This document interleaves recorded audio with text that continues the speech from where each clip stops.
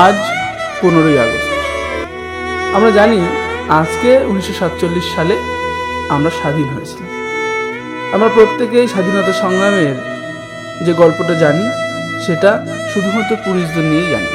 অর্থাৎ আজ যে সমস্ত জায়গায় পতাকা উত্তোলন হয়েছে, প্রত্যেকটা জায়গাতেই নেতাজি সুভাষচন্দ্র বসু, ক্ষুদিরাম বসু, ভগৎ সিং, গান্ধীজি আরও অনেকে আছে, কিন্তু তাদের পাশে স্থান পায়নি কোনো মহিলা সংগ্রামী। আজ আমরা এমনই একটা নারী সংগ্রামীর কথা জানব,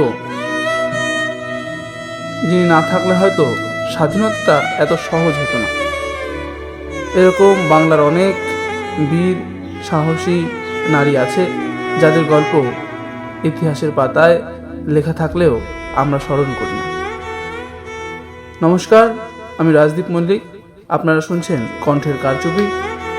আজকের গল্প স্বাধীনতা সংগ্রামের নারী, লেখক কমলা দাশগুপ্ত। শুরু হচ্ছে আজকের গল্প স্বাধীনতা সংগ্রামের নারী। আজ যে নারীর কথা বলছি তিনি হলেন ননিবালা দেবী। ননিবালা দেবী জন্মগ্রহণ করেছিলেন 1888 সালে হাওড়া জেলার বালিতে। দেশও সেখানেই। পিতার নাম সূর্যকান্ত ব্যানার্জি, মা গিরিবালা দেবী। 11 বছর বয়সে বিবাহের পর 16 বছর বয়সে তিনি বিধবা হন এবং বাবার কাছে ফিরে আসেন। বিপ্লবী অমরেন্দ্র চ্যাটার্জির কাছে বিপ্লবের দীক্ষা পেলেন ননিবালা দেবী। সম্পর্কে তিনি ননিবালা দেবীর ভ্রাতুষ্পুত্র। পলাতক অমর চ্যাটার্জি এবং তার কয়েকজন সহকর্মীকে প্রায় 2 মাস আশ্রয় দিয়ে রাখলেন তিনি রিষ্টাতে। পুলিশের দৃষ্টি পড়ল এখানেও। তল্লাশির সময় অমর চ্যাটার্জি পলাতক হন এবং রামচন্দ্র মজুমদার গ্রেপ্তার হন। গ্রেপ্তারের সময় রামবাবু একটা মশার পিস্তল কোথায় রেখে গেছেন সে কথা জানিয়ে যেতে পারেনি। তখন বিধবা ননিবালা দেবী রামচন্দ্র মজুমদারের স্ত্রী সেজে রামবাবুর সঙ্গে প্রেসিডেন্সি জেলে ইন্টারভিউ নিয়ে জেনে এলেন পিস্তলের গুপ্ত খবর। 1915 সালে যে যুগ ছিল তখন বাঙালি বিধবাদের পক্ষে এরকম পরের স্ত্রী সেজে জেলে গিয়ে পুলিশের সৈন্য দৃষ্টিকে ফাঁকি দিয়ে কাজ হাসিল করার কথা কেউ কল্পনাও করতে পারত না। পুলিশ তো নয়, কোনো সাধারণ মেয়েও নয়। আজকে সমাজ ও সেদিনকার সমাজ, আজকের মেয়ে ও সেদিনকার মেয়ের মধ্যে আছে বিরাট সাগরের ব্যবধান। সেদিনকার নারী তৈরি করে দিয়ে গেছেন পরবর্তী যুগের বিপ্লবী নারীকে। তিনি পথ দেখিয়েছেন, ভিত্তি গেঁথে গেছেন তাদের জন্য। পুলিশ ক্রমে জানতে পারল যে ননিবালা দেবী রামবাবুর স্ত্রী নন, কিন্তু জানল না যে ইনি রিষ্টাতে ছিলেন আশ্রয়দাত্রী।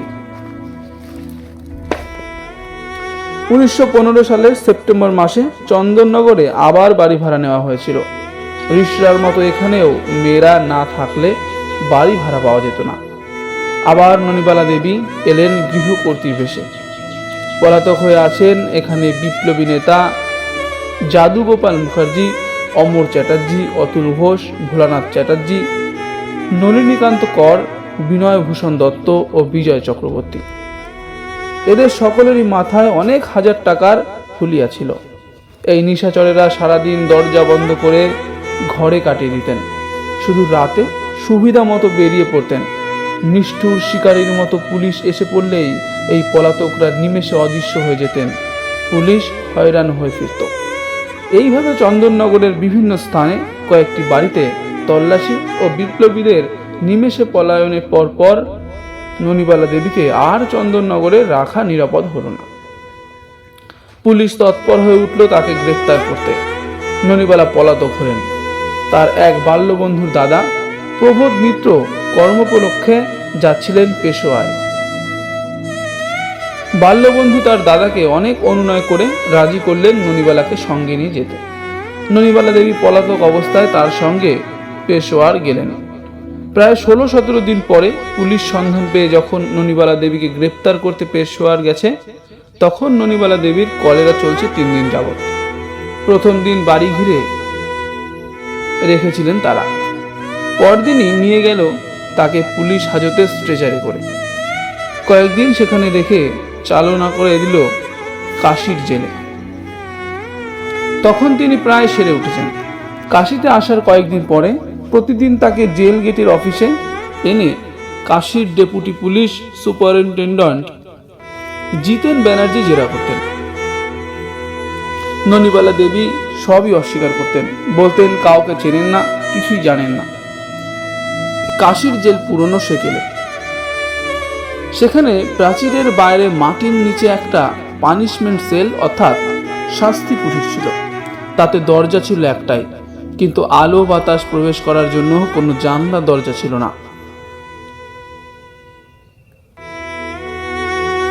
ব্যর্থ কাম জিতেন ব্যানার্জি 3 দিন প্রায় আধ ঘন্টা সময় ধরে ননিবালা দেবীকে ওই আলো বাতাসহীন অন্ধকার সেলে তালা বন্ধ করে আটকে রাখত।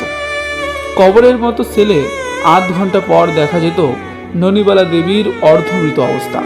তবু মুখ দিয়ে স্বীকারোক্তি বের করতে পারল না। তৃতীয় দিনে বন্ধ রাখা হলো তাকে আধ ঘন্টারও বেশি, প্রায় 45 মিনিট।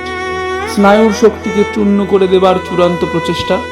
সেদিন তালা খুলে দেখা গেল ননিবালা দেবী পড়ে আছেন মাটিতে, জ্ঞান শূন্য। হাল ছেড়ে দিয়ে পুলিশ ননিবালা দেবীকে কাশী থেকে নিয়ে এলো কলকাতা প্রেসিডেন্সি জেলে। সেখানে গিয়ে তিনি খাওয়া বন্ধ করে দিলেন। সেখানে আইবি পুলিশের স্পেশাল সুপারিনটেন্ডেন্ট গোল্ডি তাকে জেরা করত।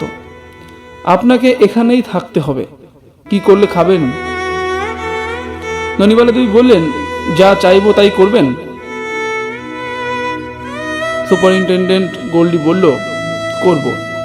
ননিবালা দেবী বললেন, আমাকে বাগবাজারের রামকৃষ্ণ পরমহংস দেবীর স্ত্রীর কাছে রেখে দিন, তাহলে খাবো। গোল্ডি বললেন, আপনি দরখাস্ত লিখে দিন। ননিবালা দেবী তক্ষুনি দরখাস্ত লিখে দিলেন। গোল্ডি সেটা নিয়ে ছিঁড়ে দলা পাকিয়ে ছেঁড়া কাগজের টুকরিতে ফেলে দিল। অমনি যেন বারুদে আগুন পড়ল। আহত ক্ষিপ্ত বাঘের মতো লাফিয়ে উঠে ননিবালা এক চর বসিয়ে দিলেন গোল্ডির মুখে।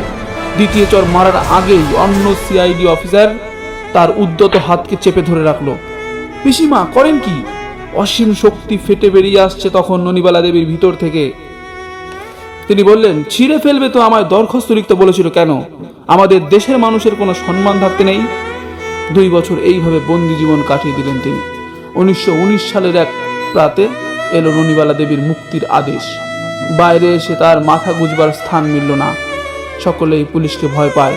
বহুদিন ধরে চলছিল অনেক ওলট পালট ও ভাঙা করা। তারপর একটা আধঘুপচি ঘর ভাড়া করে নিজের জীবনের শূন্য সম্বল নিয়ে আত্মীয় স্বজনের অনাদর ও লাঞ্ছনা এবং দারিদ্র্যের মধ্যে পরিপূর্ণ গৌরবে স্থির হয়ে কাটিয়ে চলেছিলেন তিনি বছরের পর বছর। যে মেঘের আত্মদানে পরবর্তীকালে শ্রাবণ বর্ষণের মতো ঝরে পড়েছিল কত অসংখ্য কর্মী ও কর্মপ্রেরণা, এই মহীয়সী ছিলেন সেই পরিণতি সম্ভবা মেঘ। না জানি এরকম কত মেয়ে দেশের জন্য প্রাণ দিয়েছে, দেশের স্বাধীনতা সংগ্রামে অংশগ্রহণ করেছে। ইতিহাসের পাতায় তাদের নাম উজ্জ্বল হয়ে থাকলেও আমাদের স্মরণে তারা উজ্জ্বল নেই।